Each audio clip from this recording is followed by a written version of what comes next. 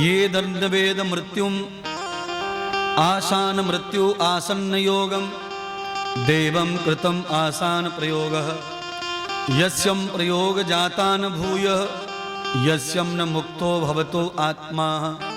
हे गुरुदेव, जिस व्यक्ति ने कभी सत्कर्म न किया हो, योग साधना तप, कभी वैराग्य का ना सोचा हो, और जिसके जीवन में अच्छाइयों की कमी हो और पापों का भंडार हो,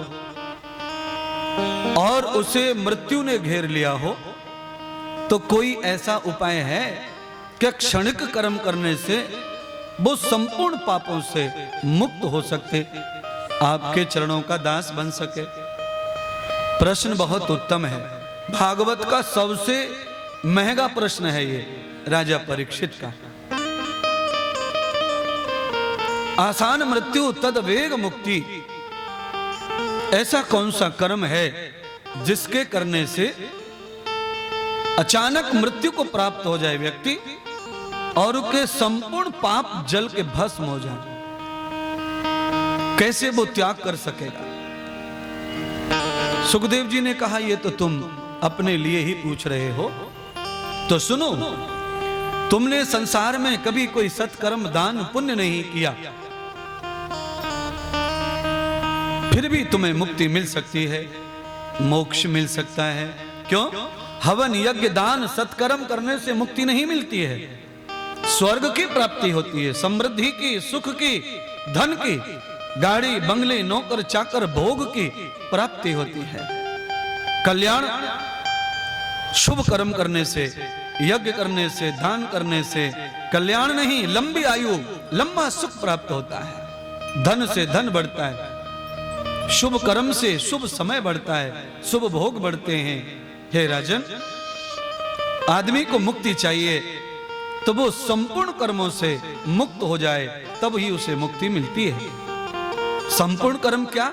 तो कहा पुण्य कर्म, पाप कर्म, जब उसके दोनों समाप्त हो जाते हैं तब वो भगवत प्राप्ति, मुक्ति को प्राप्त होता है।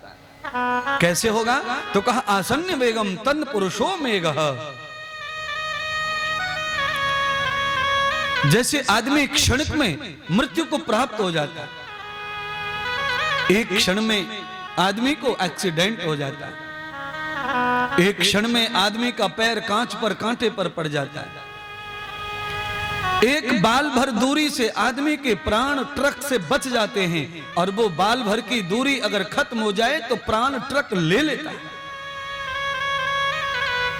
इसलिए हे राजा परीक्षित, जीवन में आदमी पल भर के लिए भी सच्चा प्रेमी हो जाए भगवान का, सतगुरु का, उसी क्षण उसकी मुक्ति हो जाती है, फिर वो पाप में और संसार में नहीं पड़ता। न वेगो दर्शनम करतो हो, झूठी झूठी सेवा जीवन भर गुरु की करते रहो, गुरु कभी कृपा पात्र नहीं बना पाएंगे आपको। कितने लाखों लाखों लोग गुरु सेवा कर रहे हैं, पर कैसी सेवा? सेवा के पीछे कुछ उनका हेतु है, और वो हेतु मुक्ति का नहीं है। गुरुदेव से उन्हें संसार चाहिए, संसार का लोभ चाहिए, संसार के फल चाहिए, संसार के पदार्थ चाहिए, उन्हें मुक्ति नहीं चाहिए। इसीलिए पदार्थ संसार के गुरु सेवा से मिलते रहते।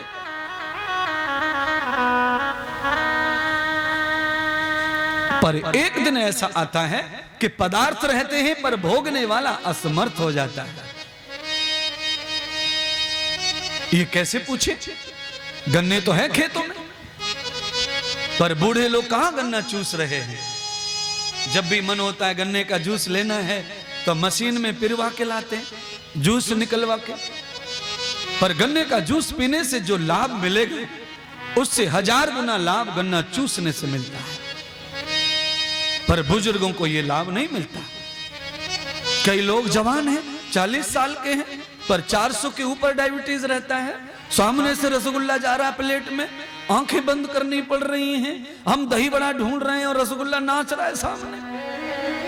भोग है, पर भोग करने वाला मर चुका है। क्यों? असमर्थ हो। इसलिए भोग की सामग्री ज्यादा ना जमा करो, कम सामग्री से जीवन का निर्वाह करने की आदत डालो।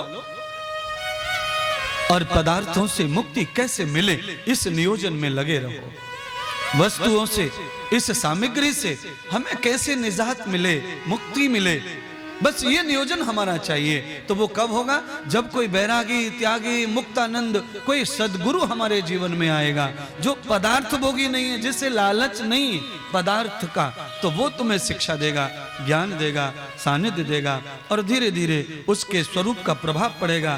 तो जीवन में त्याग उत्पन्न हो जाएगा, वैराग्य उत्पन्न हो जाएगा।